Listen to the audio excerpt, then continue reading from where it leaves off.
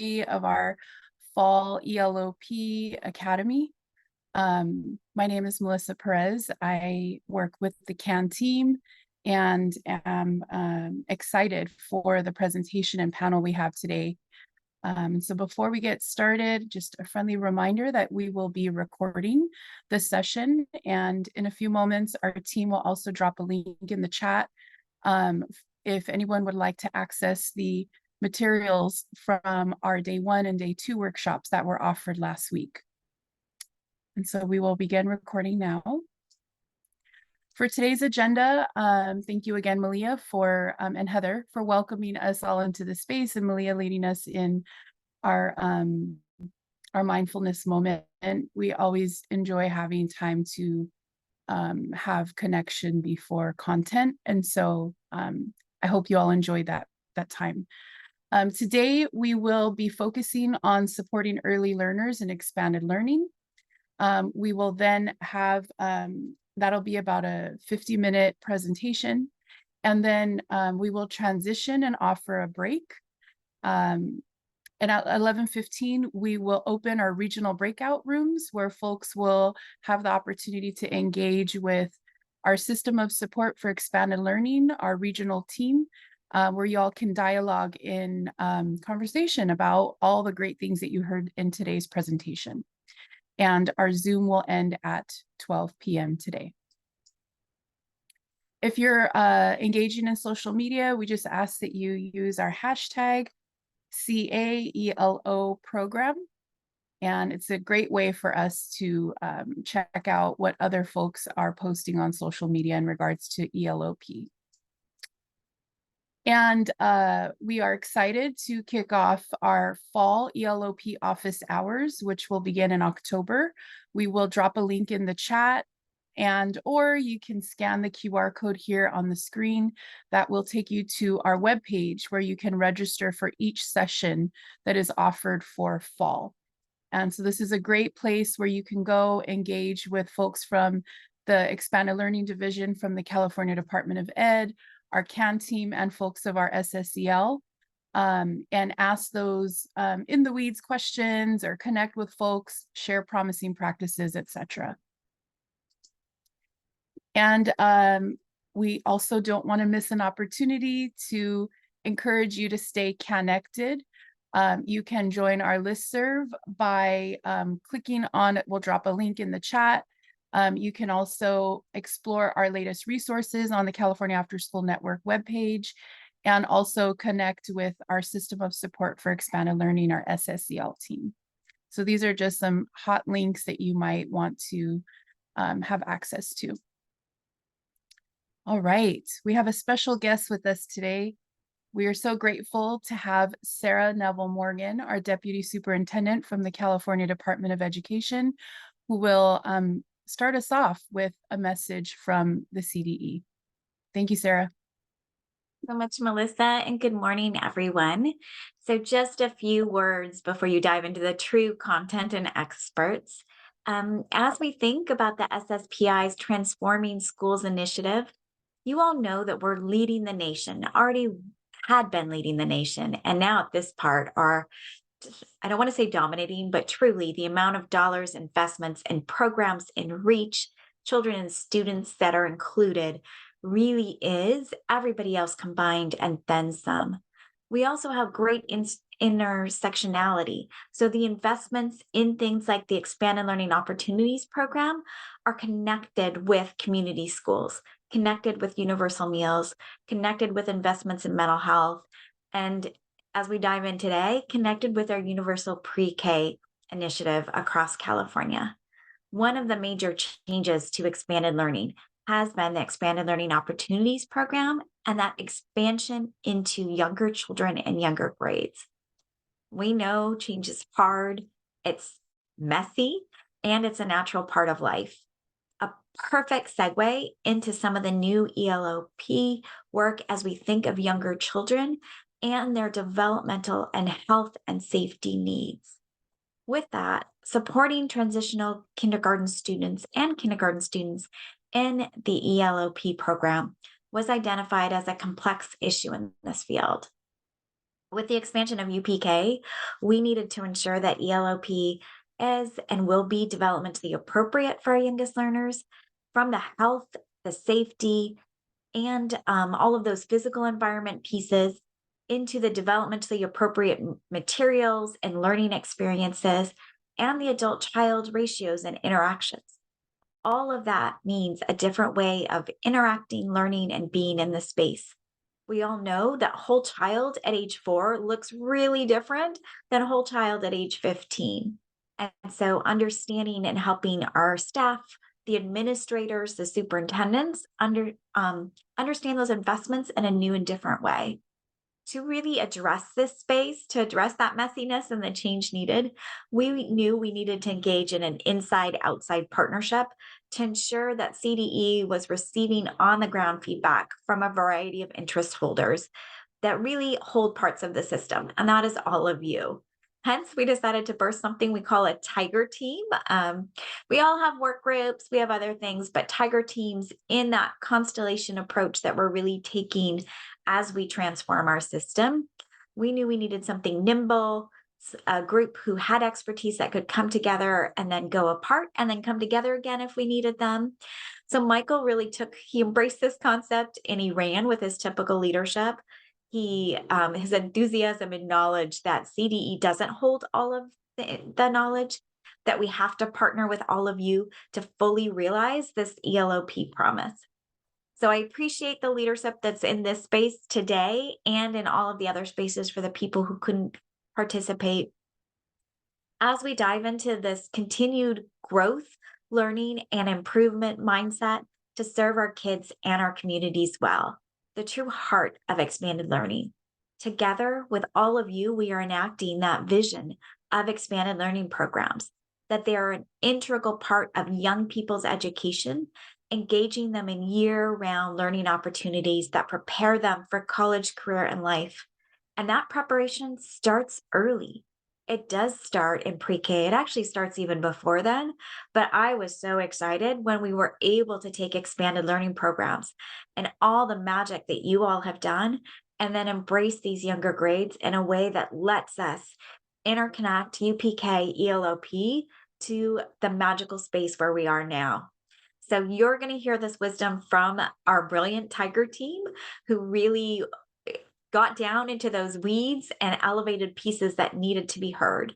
So their results, their recommendations are all hot off the presses. And Melissa, I think I hand it back to you so that we can actually hear from them. Thank you very much, Sarah. What a special treat for today. I couldn't be more excited to introduce our panelists and presenters for today. So I'm excited to, and we'll be spotlighting folks so we can open up our session. Kelly Smith, Director of Expanded Learning from the Siskiyou County Office of Education. Cindy Young, the Senior Director of Early Childhood Education and Expanded Learning from the Long Beach Unified School District. Sterling Williams, a consultant from the Expanded Learning Division with the California Department of Education. And Jeff Davis, our Executive Director from the California AfterSchool Network, will be moderating our panel presentation today. So I'm going to turn it off to you all and enjoy, everyone. Thank you. Thank you, Melissa. Really excited for our panel today. And actually, if we could just move backwards one slide, I did want to just frame the panel for a moment and just say that our panel is going to sort of flow from research to policy to on the ground practice. And so that's sort of the flow that our workshop will take today. But I did want our panelists the opportunity to introduce themselves, and please just share with us your name, what you do, where you work, and one thing that you're passionate about in terms of expanded learning or early learning. And we can kind of follow the flow of our panel today. And I'll begin. My name is Jeff Davis. I work with the California AfterSchool Network. The thing that excites me about expanded learning is that it is grounded in research, and that love is a research-based approach that is exemplified each and every day in California's expanded learning programs. I'll pass it to you, Sterling, to introduce yourself. Good morning, Sterling Williams. I'm part of the Expanded Learning Division of CDE. I am very grateful to be here, and I would say for myself, just eliminating some of the red tape that gets in the way from students having these great opportunities that are in store for them and that have been available, and just excited about all the funding that's there. So really time to get creative, help students.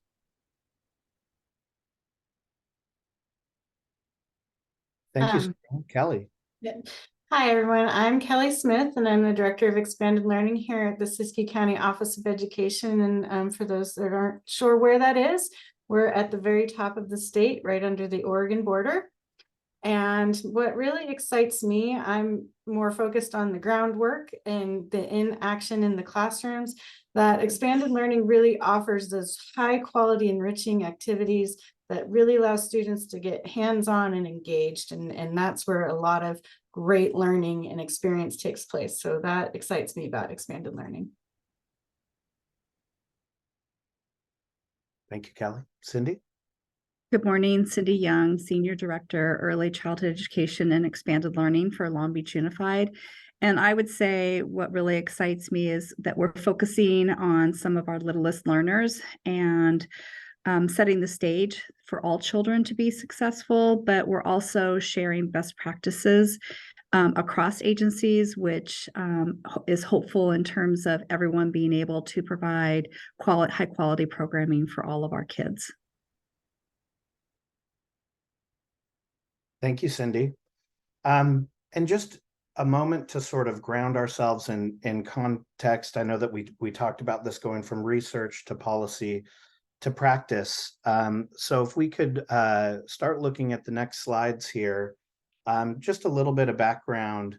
In 2004, just before California's first great expanded learning expansion with the After-School Education and Safety Program, Bonnie Bernard released her text, Resiliency, What We Have Learned, which was really a summary of all of the research on child and human development that we knew about how kids learn and development, or how they learn and develop. And on the next slide, we can kind of see what she summarized in that text in 2004. What we find is that when children and youth experience love, when they experience caring relationships, high expectations, and opportunities for meaningful participation, these are the kinds of things that meet their developmental needs and promote strengths that result in long-term success, yes, in academics, but also in life. On the next slide, we can kind of see that this research was validated through the National Commission on Social, Emotional, and Academic Development in 2019, grounded in the science of learning and development. We can see their framework on the next slide, which really mirrors the framework that that Bonnie Bernard surfaced in 2004. What I really enjoy about this framework, though, is that it talks about safe, relationship-based, and equitable learning environments for all learners. But it's those same types of conditions, love as a research-based approach, that result in the outcomes that we seek. On the next slide, you can also see that that these are the types of things that are at the heart of our quality standards for expanded learning in California. Safe and supportive, right? Caring relationships, engaged learning, skill building with youth voice, high expectations, opportunities for meaningful participation, diversity, access, and equity, right? In an environment that is welcoming and receiving to all identities.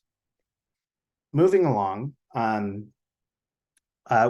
the summary here is, when we say love is a research-based approach, it's because it's really that research is embedded in how we see quality in expanded learning. And this is also very supportive of transforming schools that Sarah mentioned. So moving into the next slide, one of the other things, well, yes, what we talk about at the California After School Network is that's why we go to work each and every day, right? To create those conditions and promote those outcomes. We go to work every day for all of the above. And all of this is very supportive of the Transforming Schools initiative that Sarah mentioned. that it's important to align all of our resources and partnerships, right? It's really going to take all of us if we want to support the development of whole children and make sure that the outcomes we produce are all of the above. I think I have one more slide to share. Right, that is why these investments are so powerful. And I think that they're only going to see their power when we do this all together. And right now, today, we're going to get into this intersection of expanded learning programs and universal pre-kindergarten. So I want to start, as I'd mentioned, we were going from research to practice, or research to policy to practice. So that was a little bit of context on research. Wanting to get to Sterling, and just Sterling, wondering, in your aspect of the Tiger team, one of the things that you looked at was, what are the different elements of sort of education code around expanded learning and also early learning, and sort of surfaced those intersections for us to consider policy of TK and K in expanded learning programs. Can you share with us a little bit of what you surfaced? Thanks, Jeff. We went ahead and looked at several different sections of Ed Code to really illustrate what the requirements are and where exactly there's flexibility. So for today, I have maybe 4 or 5 slides, not a ton, and we framed them to be non-intimidating, right? Just at a glance, a quick summary of what you can find. So for some folks, this will be great because you can look at it and say, okay, I can wrap my head around that and know what that section summarizes. And for others that want to do a deep dive, definitely invite you to do that. And, you know, reading through Ed Code is great leisure reading. And so the first section we're going to look at here is within our ACEs Ed Code section. This is 8483.4, lowercase b through lowercase d. And this section deals with third-party entities that contract with local educational agencies or LEAs. And there are 2 major parts here. The first part is that these third-party entities must notify the LEA when there are specific types of health and safety-related issues. And some of those examples range from exposure to poison or even a campus fire. If you want to get the complete list, you know, that can be found within this Ed Code section. And I'll mention that there'll be links to these sections when we send out the information with the slide deck. The timeline for notice is going to be the next working day, and the written report will need to be sent within 7 days of the incident, right? So this making sure that parents and LEAs and everyone's kind of on the same page as to what dangers are there. The second part of this for third-party entities is that they must request pupil health information from parents and guardians before enrollment. So this is to make sure that they're demonstrating a good faith effort to get student information on file in case of an emergency. And as we know, providing this type of information is optional and at the discretion of parents and guardians. And so as we move into the next slide and going into 46120, this is the Ed Code section that really lays the groundwork for ELO-P, which is the Expanded Learning Opportunities Program. I want to make a couple notes. The first is that the long-term requirements for licensing and expanded learning programs is still being negotiated and determined, right? And so what we're going to look at today is what the Ed Code says today, right? So there's pending legislation for minor shifts in language, and then there are also some things that might shift in the long term. So making sure that you are staying connected to our SSEL, our System of Support for Expanded Learning, as well as joining office hours, and just having those ongoing conversations to make sure you're in the loop and up to speed as some of the things change. So for this section, it's a longer section. We tried to really divide it up into what feel and sound like bullet points. They do connect with one another. So I'll just kind of go through those briefly here. The first would be an expanded learning opportunity program may operate without obtaining a child daycare facility license or special permit.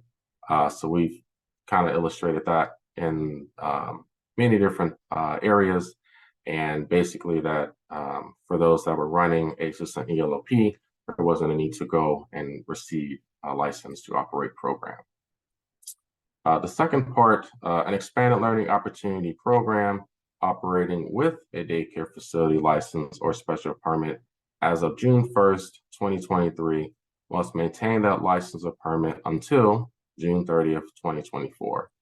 And this goes back into the comment I made earlier about the long-term planning still being determined, and there's negotiations. But for those that have a special permit or a license, you must maintain that until June 30th, 2024. Our third point here, programs that operate an expanded learning program that serve students who do not participate in expanded learning opportunities program, ELO-P, after school education and safety, ACES, or 21st century community learning centers, CCLC, are not automatically exempt from licensing requirements, right?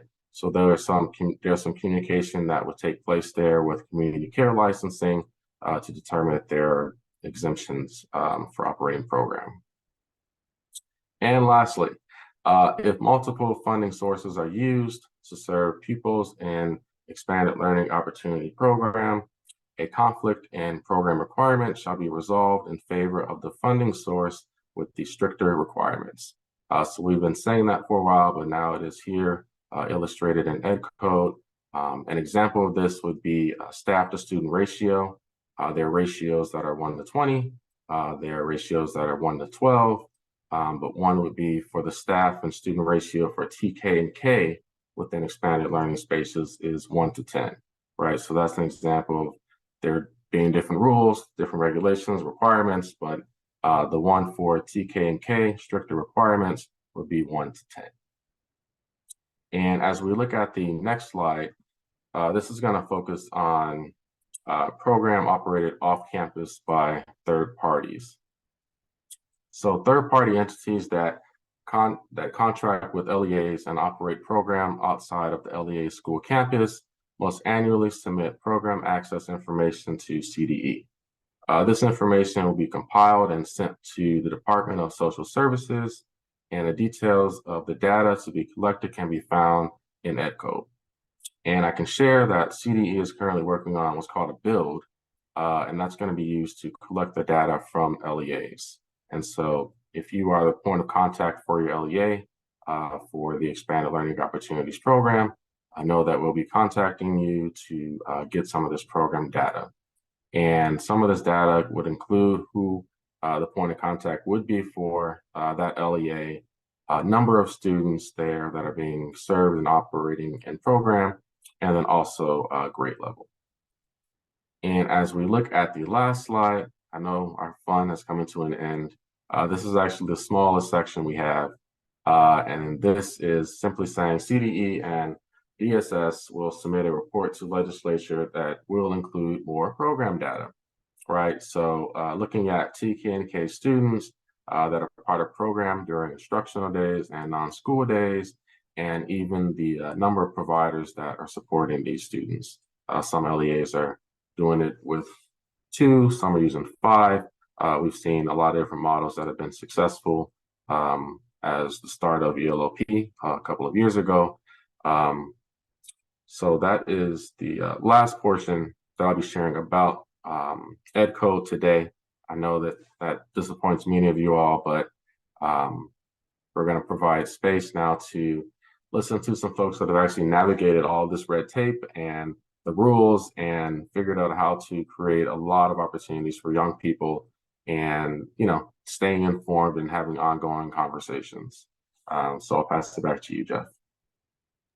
Thank you, Sterling. So important to know the rules of the game that we are playing, and moving from our framing of from research to policy, compliance, and now into quality. I want to turn to Kelly. And one of the things that we looked at in the Tiger team was, as we brought expanded learning and early learning experts together, we asked ourselves, right, we assumed there had to be a lot of overlap in terms of how we looked at program quality. But we actually dug into it, and just wondering if you can offer any framing for us on how early learning quality frameworks intersect with the quality standards for expanded learning in California. Absolutely. Thank you, Jeff. So I wanted to take a few moments to kind of dissect the two frameworks and the standards. So there is the California Preschool Learning Frameworks, and there are 3 volumes that one could access to look at what those are for further investigation, but I'm going to give a brief overview of what that looks like. So in volume 1 is your developmental domains, and you have your social emotional, which consists of learning about self, social interactions, and relationships. There's language and literacy, and in there we have looking at listening and speaking, as well as reading and writing. But there is a differentiation with English language development as well. These are our students that English is not their primary language, and so therefore they're learning English alongside with their primary language. And they're also working with listening, speaking, reading, and writing. But the differentiation is it's not necessarily an age progression, but more of their beginning level learning, a mid-level learning, and a later level learning. And we incorporate those in the activities. And then also we have our mathematics in there as well. And that's number sense, algebra functions, measurement, geometry, and so forth.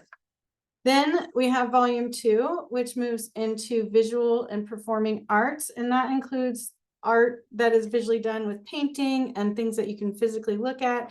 We also have the music part of arts, which is dancing and listening and responding to the types of music that they see and hear, as well as learning how to play different types of music.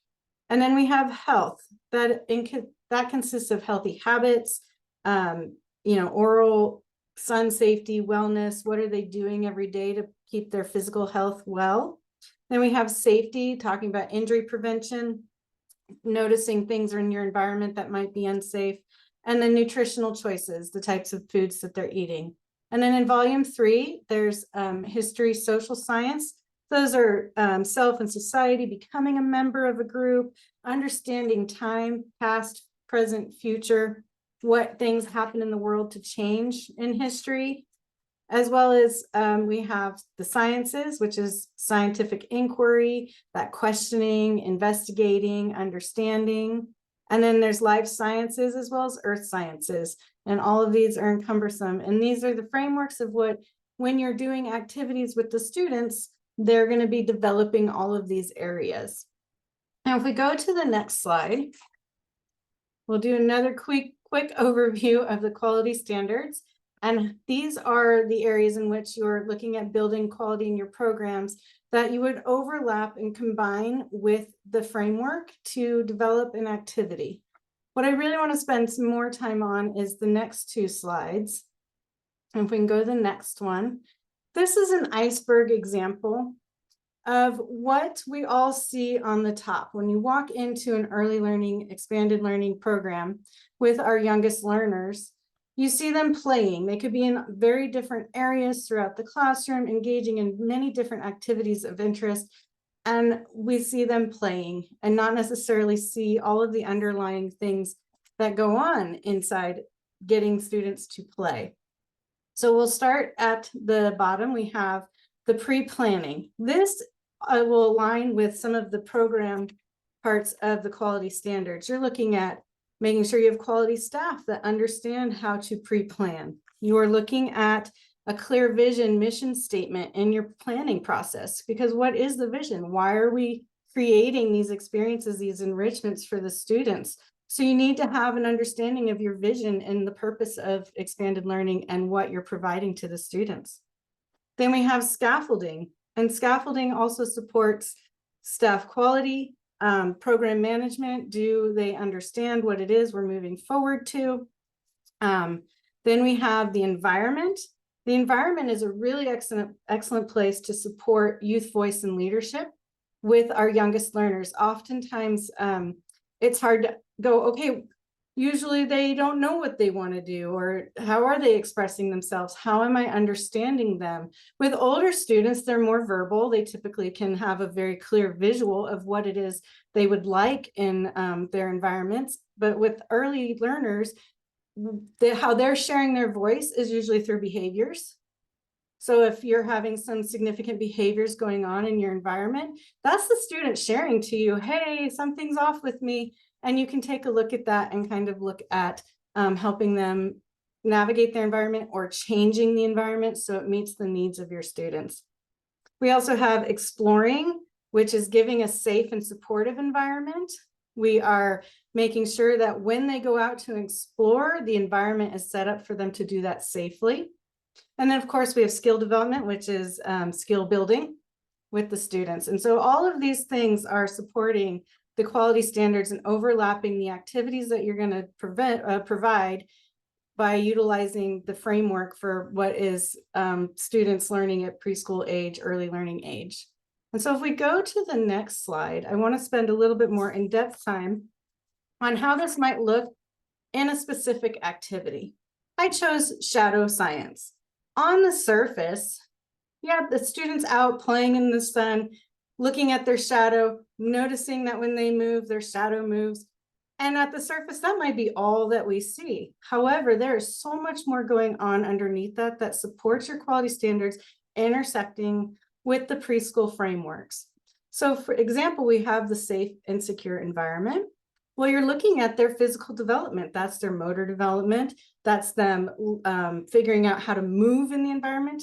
That is them talking about manipulating. Let's say you take some objects out there, they have a ball. Maybe you ask them to kick the ball and they watch the ball roll in the shadow. So now you're looking at some manipulative experiences for their physical development.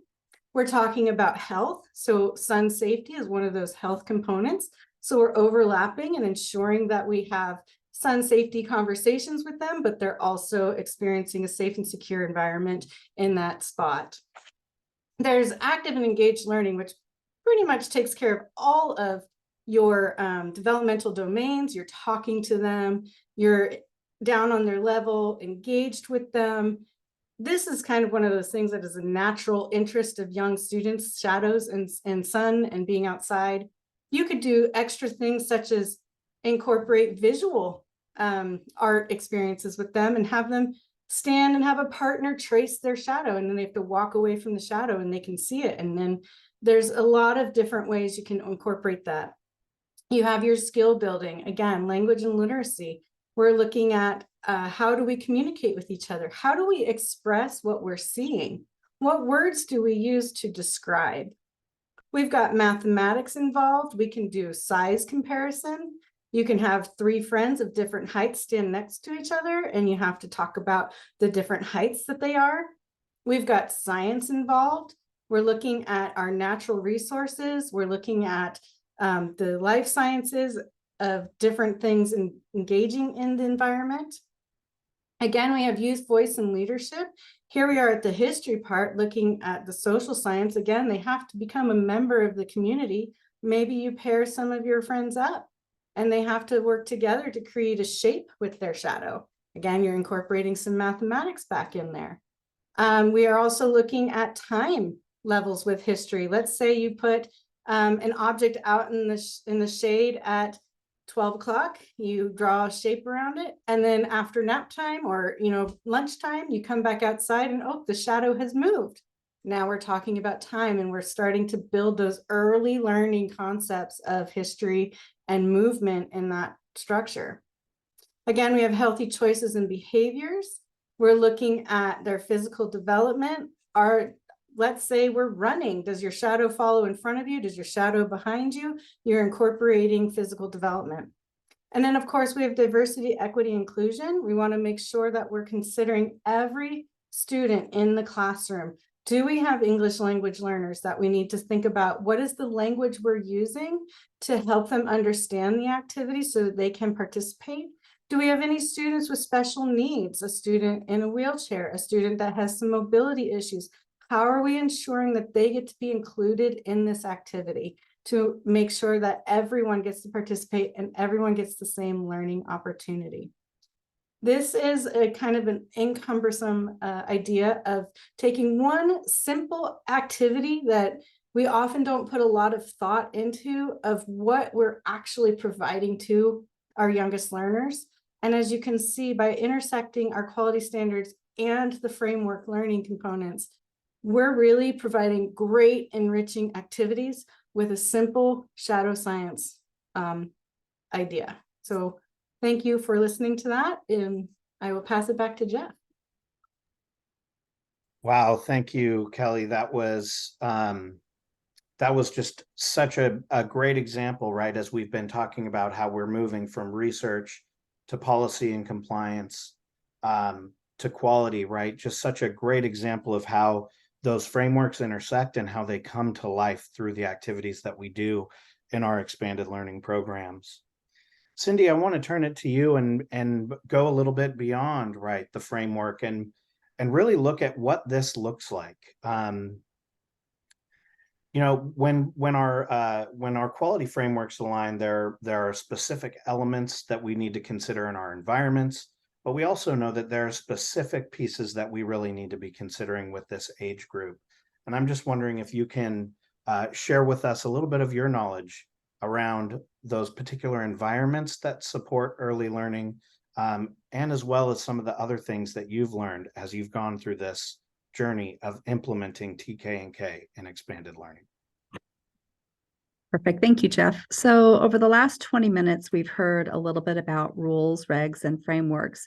Over the next 15 minutes, we're going to talk about 3 key areas that go beyond the framework. We're going to talk specifically boots on the ground kinds of things that are really important when we're considering high quality ELO programs. I'm going to share a little on developmentally appropriate environments following the Early Childhood Education Environmental Rating Scale guidelines, which are linked here. We're going to talk a little bit about staffing and job descriptions. And then finally, we're going to share a toileting kit we developed to ensure we're meeting children where they are. On the next slide, when we are considering developmentally appropriate environments, I wanted to begin by highlighting a few keywords that stand out in a statement developed by NAEYC. We want to make sure that we support their optimal development, learning across all domains, that children, and this is really important, take delight in exploring their world and making connections, and that basically the quality of a setting matters. And our end goal is that every child is achieving their maximum potential. Really, in order to achieve this, programs must start by creating an environment that fosters delight, that there's the opportunity for children to explore based on their interests, which ultimately leads to quality settings. I included a link to the developmentally appropriate practice book from NAEYC, and I would say if you don't have a copy, I recommend investing. It's a user-friendly, easy-to-read guide to support creating quality, developmentally appropriate programs. So now let's talk a little bit on the next slide about the environment. In summer 2022, LBUSD retrofitted over 300 TK and K classrooms with developmentally appropriate furniture, supplies, and materials. This past summer, we retrofitted close to 200 dedicated ELO-P spaces to ensure quality settings and developmentally appropriate furniture, materials, and supplies are accessible to children and students, to create those enriching opportunities for students to explore, to create and experience joy in their journey. And so I'd like to take an opportunity to share a video that highlights a TK environment specifically focusing on DAP, licensing, and ECHRs.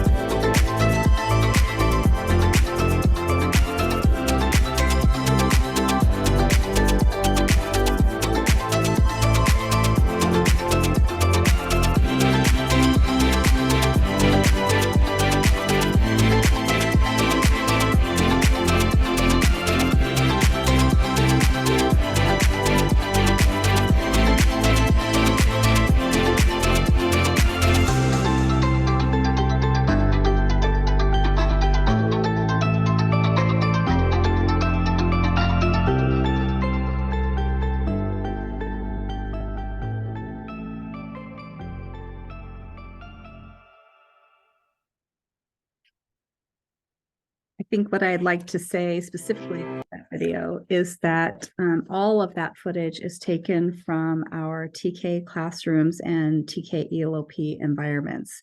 And I think you could see, just based on the pictures, the joy on the kids' faces, on the staff faces, as they're interacting in these environments, both indoors and outdoors. We can go on to the next slide. Much like Jeff and Kelly highlighted the CDE standards, I just wanted to revisit them just to highlight that everything that we talk about relative to the frameworks, the rules and regulations, the boots on the ground, the environments, it hits all of these areas. So we're talking safe and supportive environments, active and engaged environments, which I think you saw that clearly through the video, skill building. Kelly did a great job of highlighting a basic concept and how it integrates multiple skills and content areas across all levels. Next slide. We talk about youth voice and leadership, healthy choices and behaviors, and diversity, access, and equity. So on this slide, I've included a link to a PowerPoint, and if we can click on that while I'm talking, just to kind of show some of the points that are there. This PowerPoint really dives deep into DAP environments. It breaks down each area with an explanation of what skills are supported by ensuring you have specific defined areas, giving children choice. It includes 3D renderings of TK classrooms, as well as actual photos of each area. These photos, some of them are from our TK environments that we've created in our classrooms. We've also included the inventory of the supplies and materials, as well as the furniture. And the reason that we created this sub PowerPoint really was to provide this information to other end users that are in the process of trying to create these environments. Every single item that we've selected was intentional and had purpose, including items to support social emotional learning and supporting children's ability to self-regulate their emotions. So I know you'll have this link and access to this, so you'll be able to go into it more in detail on your own, but just really wanted to ensure that you had kind of a well-rounded idea and all the information that support what you saw in the video, as well as what we've been doing here in Long Beach. And so now I'm going to transition and talk a little bit about ELO-P staffing and job descriptions. So this year we really started to analyze, and we can go back one slide, our job descriptions and classifications to support our expanded learning programs. And based on the criteria established by the state, the employment standards needed to match the criteria established for the instructional positions in districts. This was, for us, hugely problematic, as our instructional aides are required to either have a certain number of college units, or they needed to pass the Every Child Succeeds test.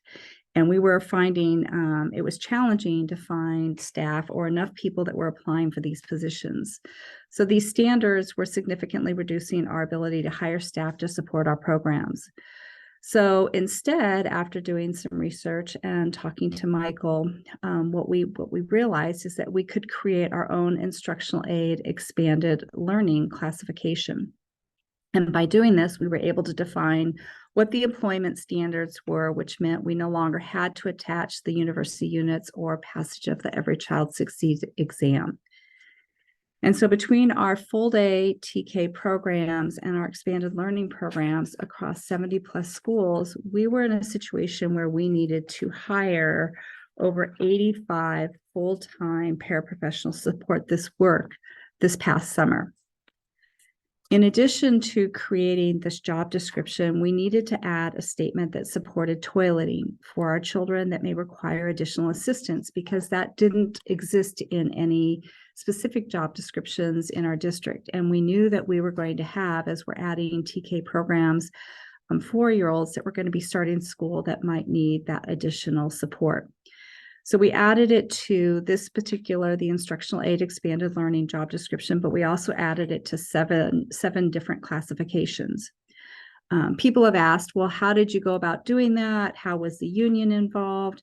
And it was a fairly easy process because the unions don't have the right to negotiate a job description.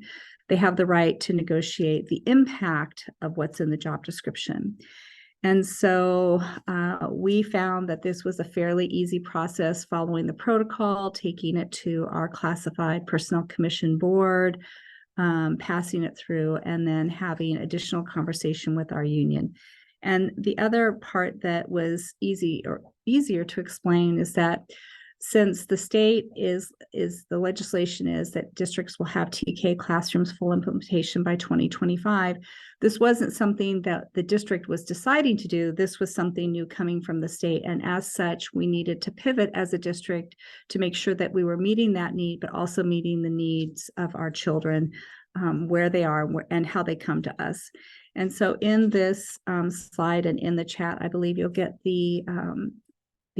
all the details of the instructional aid expanded learning job description have been linked there for your convenience. And so if we transition to the next slide, I wanted to talk about supporting teachers. We knew that we were going to need to address the elephant in the room when it came to children starting school that were not potty trained. And this is something that we've all worked with within our early ed programs, especially if you have Head Start or CDC programs, preschool programs. That's something that staff had familiarity with. But when we talked about a TK teacher having a student enter their classroom that was not potty trained, that's not something that they were necessarily prepared for. So as a result, we created a toileting toolkit that is linked here. And in this toolkit, if you click on it, you'll see that it includes a memo to a site administrator with all the resources embedded in this one memo. We wanted to make this as user-friendly as possible, but make sure that we hit all key areas. So within this memo, we've created 3 training videos that support staff that would be required to provide this assistance. The 3 videos include 1, walking a child through the process. So some of our littles come to us and maybe mom or dad or a family member has taught them the process of changing a pull-up. But the child requires a little bit more kind of verbal direction. We have a video that walks staff through the process of doing that. The second video is how to change a child while standing up. And I understand after talking to a number of our special day teachers, that's a very traditional process. And then if needed, how to change a child while laying down and what that process looks like. We wanted to make sure that any staff that were providing direct support, that they're required to watch all 3 of these videos and sign off that they've been properly trained in the appropriate health and safety steps. This includes staff during the instructional day, as well as staff in our expanded learning programs and our expanded learning providers. So it continues on from what happens during the school day into what's happening in our wraparound service programs. We also included a parent acknowledgement form. We wanted parents to decide how they wanted the school to support their child. So they either have to agree that staff will be providing direct support, or if they prefer to be contacted to provide that support themselves, they have the opportunity so that staff understand that the parent is aware of what support will be provided in the school setting and after school. A toileting kit was made for each of the sites. One might consider that a diaper bag, but it contains all the necessary materials with a materials list on the lid. So it would have the gloves, the disposable underwear, and all the other necessary supplies, wipes, and things that a staff member might need when providing that support. And then it would be up to the site discretion to replenish those supplies as needed. We also made sure that we purchased small trash cans with lids for the proper disposal of any disposable underwear that require the appropriate handling. We included hand washing posters to hang in areas for children and staff to access to ensure that everyone is following the proper hand washing procedures.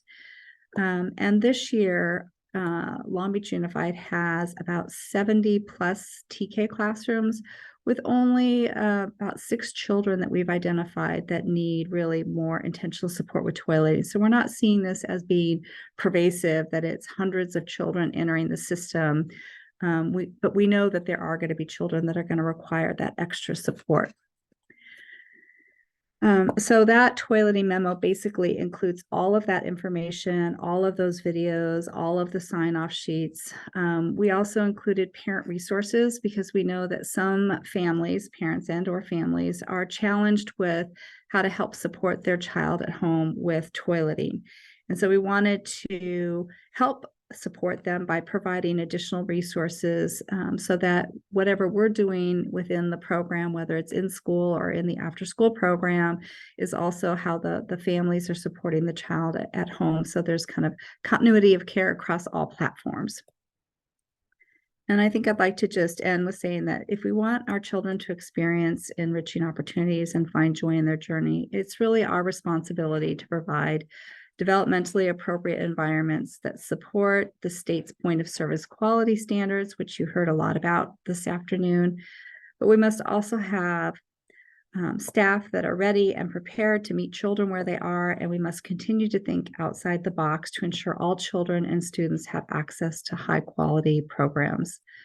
So with that, I'd like to turn it back over to Jeff. Wow, Cindy, thank you. And I just want to thank all of our panelists, right? That we began with the research framing that love is a research-based approach. We learned about the state policies around TK and K implementation and expanded learning. We learned about how the quality of our settings foster delight in learning. And we learned what this looks like on the ground with practical solutions on how to support staff with key challenges, specifically around toileting, and also around family engagement around those issues. And how do we make sure that our staff are qualified by making by creating those district definitions of an instructional aid for expanded learning and for specifically how expanded learning programs support TK and K students. Such a rich example of the great work that happened as part of this state committee, the Tiger team. So just wanting to offer deep gratitude to our presenters. And I believe that we are turning it to Melissa now so that she can tell us how that we can get into our regional breakouts. Thank you. Thanks, Jeff. One more time, I'm going to just go back to this quick slide. Thank you, Jeff, Sterling, Kelly, and Cindy for an amazing presentation and panel today. Lots of resources were mentioned throughout the presentation, so we will be sharing all of the resources and the slide deck that links to all the videos and whatnot. So please stay connected so that you can access all of those resources. Also, special shout out to Sarah Neville Morgan, who opened up our conversation today, to all of our planning team, and thank you all for attending and engaging in today's workshop. So a few things before we open up our regional breakouts. Again, we have mentioned a great resource to stay connected to is your system of support for expanded learning.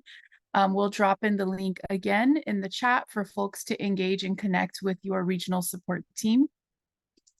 And also your feedback is important to us. And so if you are, if you've attended the workshops on day 1 and day 2, day 3 today, and if you're also attending tomorrow, this is the same feedback form for all 4 workshops. And so we ask that you give us your feedback and comment on any potential topics you might want us to focus on in our next ELO-P Academy.